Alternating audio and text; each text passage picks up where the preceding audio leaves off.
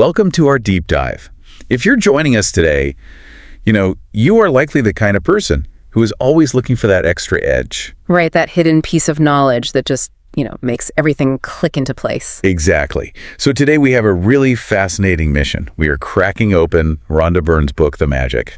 Yeah, and we're looking at a concept that most of us we dismiss it as basic good manners. Right. Something you do when your grandmother hands you a sweater you don't really want. Exactly. Just being polite. But we are going to decode how this book actually frames it as a literal life-altering technology. Which is a huge shift. It is. But before we get into the actual mechanics of how this works, consider a passage from a 2,000-year-old sacred text. The Gospel of Matthew. Yeah, and it has essentially confused and even angered people for centuries. Oh, absolutely. It reads like this: "Whoever has will be given more, and he will have an abundance. Whoever does not have, even what he has, will be taken from him." Wow. Yeah, when you hear that isolated, just totally out of context, it sounds incredibly unfair. It reads like the ultimate rigged game, right? The rich just get richer and everybody else is just left out in the cold. It really does. Taken at face value, it reads like a harsh economic policy rather than, any sort of spiritual or psychological wisdom. Yeah. For the average person struggling to get by, hearing that even what little they have will be taken away, that feels completely unjust. It generates this immediate sense of defensiveness. Exactly. Which is exactly why this book's premise is so captivating. Because Byrne argues that people have been misinterpreting this specific text for 2 millennia. Right, because there's one crucial hidden word missing. Yes. A word that turns this unfair-sounding rule into a riddle.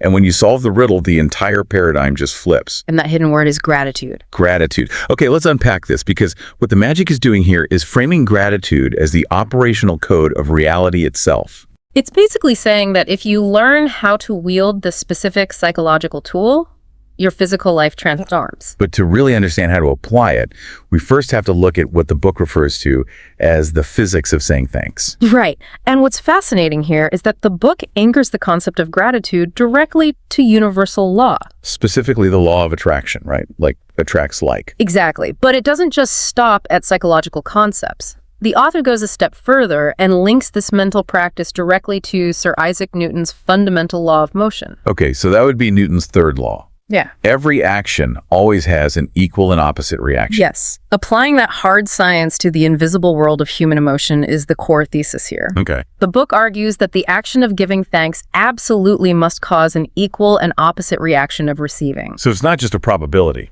No, it is a physical guarantee, and what you receive will always be in exact proportion to the amount of genuine gratitude you've generated. The author actually claims this is the precise reason why some of the most paradigm-shifting thinkers throughout history, people like Albert Einstein, the Buddha, Jesus, and Newton himself, were able to harness such incredible insights. They weren't just smart, they were utilizing a fundamental law of nature. Right. To draw information and opportunity toward them. So it's basically a boomerang effect. Yeah. Think about the thoughts you put out on a daily basis. Oh, yeah. If you throw out thoughts of lacking, saying things to yourself like, I absolutely hate my job, or, I am never going to be able to pay these bills. Or I'm just so exhausted all the time. Exactly. You are essentially throwing a boomerang carved out of negative, deficit-based energy. And according to this premise, you're just going to catch more lack and more exhaustion when it inevitably comes back around. But if you throw out genuine appreciation, you catch abundance. So I guess, what does this all mean for you listening? Are we talking about pure magical thinking here? Or is there a tangible mechanism at play that we can actually measure? Well, what's fascinating here is that the book insists this is a literal frequency of energy. It's not just a nice metaphor or, wishful thinking. Okay. By heavily focusing on abundance, you physically magnetize more of it to yourself. Let's look at it from a psychological perspective. Sure. When you are feeling deeply, genuinely grateful, your brain is broadcasting a very specific frequency. You are no longer operating from a deficit. You're completely removing yourself from a place of fear or anxiety. Exactly, or scarcity. And when you elevate that baseline energy, your perception broadens. You naturally begin to notice and therefore attract circumstances, people, and opportunities that align with that higher frequency. Things you would have been completely blind to if you were stuck in a stress loop. Precisely. Which brings us to the actual application of this tool. Yeah. Because understanding the physics is one thing, but actually building the machine to harness it is another. Right. Theory versus practice. Exactly. And the magic doesn't just offer theory. It lays out this incredibly intense 28-day boot camp. It is intense. Designed to permanently rewire your cells and your subconscious mind. And the rules are strict. Very strict. If you miss a single day of the exercises, the book dictates that you must go back 3 days and start again. Just to rebuild that neural momentum. Right. And the rigidity of that structure is very deliberate. I mean, we're talking about neuroplasticity here. The brain's ability to reorganize itself. Exactly. Forming new neural connections takes time, and it takes consistent repetition. It takes roughly 3 to 4 weeks to solidify a new habit. Okay, so that explains the 28 days. Yeah. The book is attempting to take gratitude from being a sporadic, reactive emotion, something you only feel when something surprisingly good happens. Right, like finding a $20 bill in your pocket. Exactly. And turning it into a proactive, continuous state of being. You are fundamentally changing your brain's default setting. And the primary way it accomplishes that default reset is by aggressively bookending your day. Yes, the morning and the night. Let's look at how you start the morning, which covers days 1 and 11 of this boot camp. The moment you wake up, you execute a practice called Count Your Blessings. You have to physically write down 10 blessings. But here is the critical part. You can't just list them. Right, no mental checklists. You have to write down why you are grateful for each one, and then you have to say the magic words, thank you, thank you, thank you, out loud. 3 times. Yeah. And by day 11, it goes even further. You are instructed to literally say thank you for every single object you touch in the morning. Every single one. The water running from the tap, the toothpaste, your shoes, the doorknob. And forcing the brain to articulate the why is really the secret engine of that morning exercise. How so? Well, usually we wake up and our brain immediately starts simulating our problems. Oh, yeah. The stressful meeting coming up, the traffic. The endless to-do list. But by forcing your cognitive faculties to articulate the specific reason behind your gratitude, you're driving the feeling much deeper. Deeper than just a surface-level affirmation. Exactly. You are generating the actual visceral emotion of gratitude. The book makes it clear that the feeling is the magnetic force. Not just the hollow recitation of words. Right. Yeah. Okay, then we have to look at the transition into the evening, because the brain enters a highly suggestible state right before sleep. Very suggestible. The night routine, which is introduced on day 2, is called the magic rock. This is a fascinating one. The instructions are to go outside, find a smooth rock that fits perfectly in the palm of your hand, and keep it on your nightstand. Oh. And right before you close your eyes to sleep, you hold this physical rock in your hand, and you replay your entire day in your mind. Scanning the day. Scanning it specifically to find the single best thing that happened to you. Once you find it, you say thank you for that one specific event. Right. But here's where it gets really interesting, because why on earth does a sophisticated mental framework involve a prop, like a physical rock? Well, the rock serves as a tangible anchor for a psychological trigger. In behavioral psychology, tactile cues are incredibly powerful. But more importantly, let's look at what this exercise does to the reticular activating system. The RAS. Yes, the RAS in your brain. Your RAS is essentially a filter. It acts like a bouncer at a nightclub, deciding which pieces of information get to enter your conscious awareness. And which get ignored, because we are bombarded by billions of bits of sensory data every second. Exactly. Without the RAS, we would go completely insane. Right. It's like when you buy a red car and suddenly you see that exact red car everywhere on the highway. Yes, they were always there. But your bouncer just started letting them into the club. Precisely. So the Magic Rock exercise trains your RAS. By holding it and demanding that your brain search for the best thing that happened today, your brain is forced to review multiple positive events. Effectively filtering out the negative annoyances that usually dominate our pre-sleep thoughts. Exactly. You are actively combating negative rumination during the exact window when your brain waves are slowing down into the theta state. Which is when your subconscious is most vulnerable to programming. Right. You are practically guaranteeing that you fall asleep steeped in a neurochemical bath of abundance rather than anxiety. The mechanics behind that are just brilliant. But I mean, I have to say it is relatively easy to be grateful for a nice cup of coffee in the morning. Or a smooth rock by your bed. Right. But what happens when you hit real, unavoidable heavy friction in your day. That's the real test. What if you are completely broke? Or you are dealing with a truly toxic person who is just making your life miserable? Yeah. The book tackles this head on, and honestly, the advice is highly counterintuitive. It is. The chapters concerning money and difficult relationships are absolutely where the rubber meets the road in this methodology. For sure. This is where gratitude shifts from being a pleasant feeling to a very demanding discipline. So let's talk about the money aspect first, which the book covers on days 5 and 9. The author argues that complaining about money literally manufactures poverty. If you are sitting at your kitchen table staring at a massive stack of bills you cannot pay, you have to stop begrudging them. You have to flip the script. The instruction is to take those unpaid bills and literally write, "Thank you for the money," boldly across them, even if your bank account is sitting at 0. Yes. And for the bills you have somehow managed to pay, you write, "Thank you paid." It even has you carry around a magic dollar bill with a sticker on it, thanking the universe for all the money you've received throughout your entire life. So what's the logic there? Well, the underlying logic is based on the energy of focus.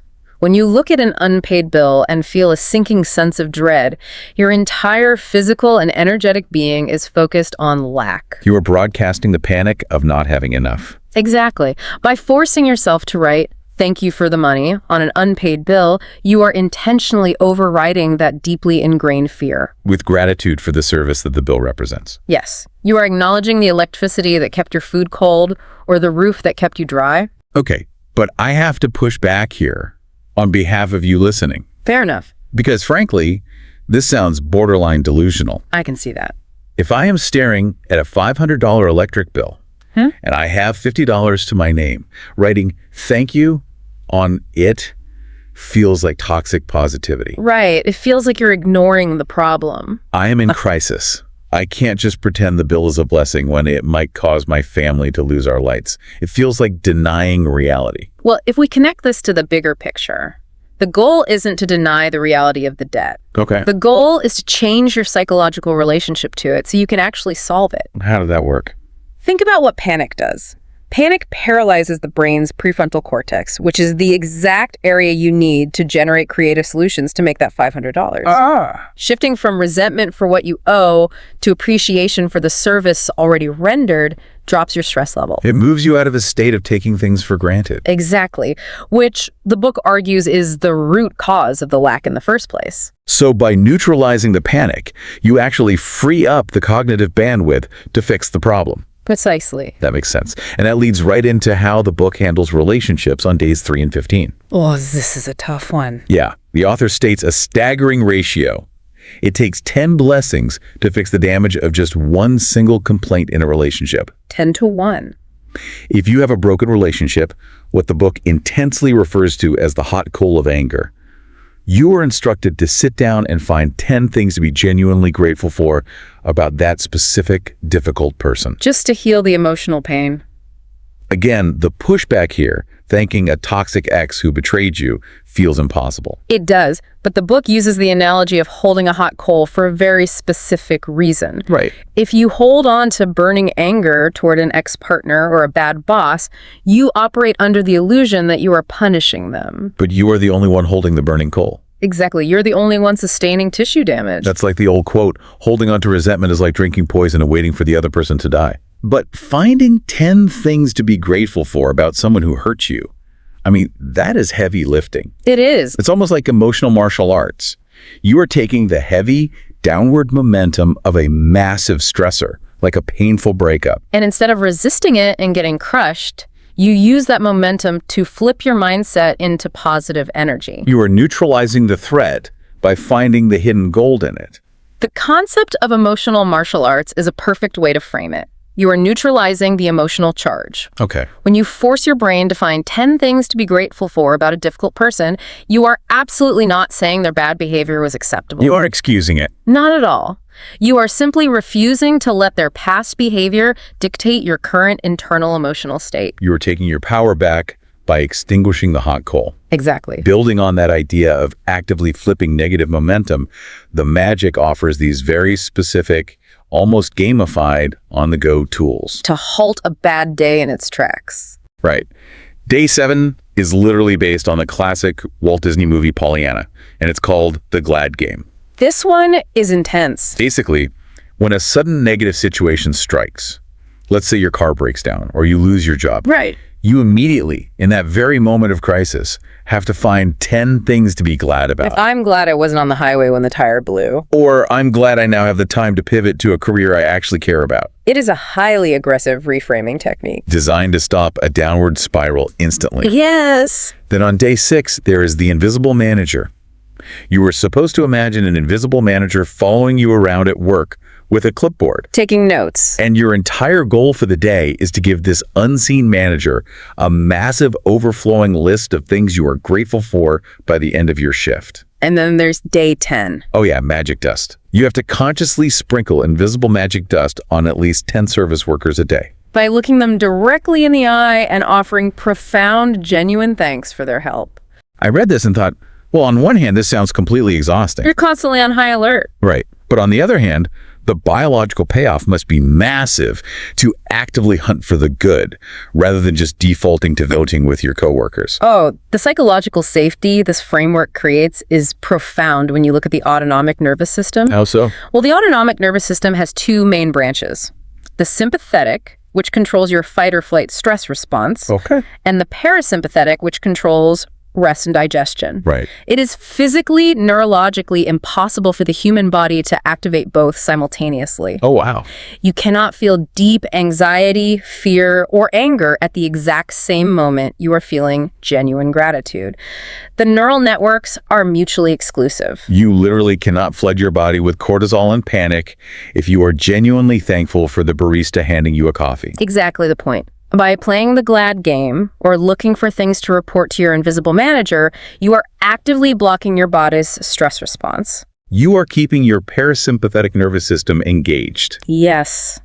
You are maintaining a regulated, calm state, which ironically is the exact biological state where you are most capable of navigating whatever crisis just hit you. That is incredible. Okay, so we've covered how to heal the past with relationships and how to navigate the immediate friction of the present. Right. The final evolution of this 28-day practice is projecting gratitude into the future to manifest specific desires. Hacking the future, basically. Yeah.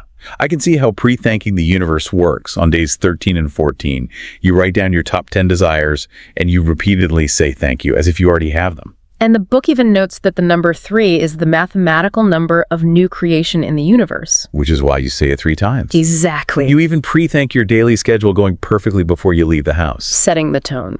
But the book gets even more granular with health and finances toward the end of the boot camp.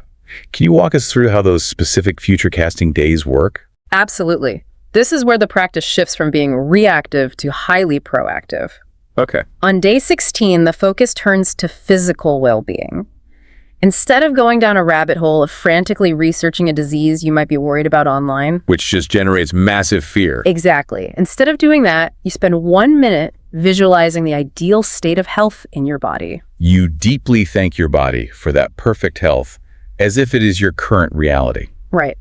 Then, on day 17, you write a literal magic check to yourself from the bank of the universe. Okay, wait. A magic check? Yes. You fill out a specific, tangible amount of money, and you visualize exactly what you're going to buy with it, holding on to the joy of that purchase. But here's the critical question for anyone listening who is skeptical. Sure. How does writing a fake check to yourself or imagining you are healthy actually differ from just sitting around daydreaming? This raises an important question because the distinction between daydreaming and manifesting is everything in this methodology. So what's the difference? Daydreaming is passive. It's a fleeting thought, usually accompanied by a wistful feeling of longing. Like, oh, sure would be nice if I had $1 million. Right. In fact, daydreaming often reinforces the subconscious fact that you don't have the thing you want. That makes sense. The practice described in this book requires generating the actual visceral emotion of having the item right now. It is absolutely not, I really wish I had this money to pay off my car. No. It is the profound relief, the physical relaxation of the shoulders, and the immense joy of already possessing the title to that car. It's the difference between staring hungrily at a menu and actually experiencing the satisfaction of eating the meal. Yes. You have to biologically feel full.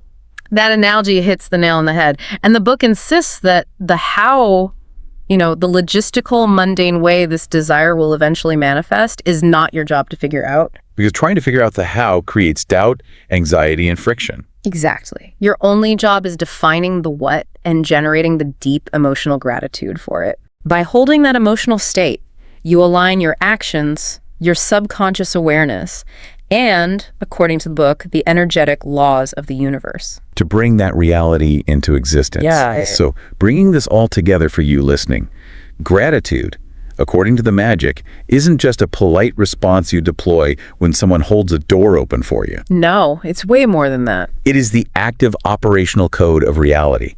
It's the steering wheel of your life. It really is. So take a look at your own day-to-day.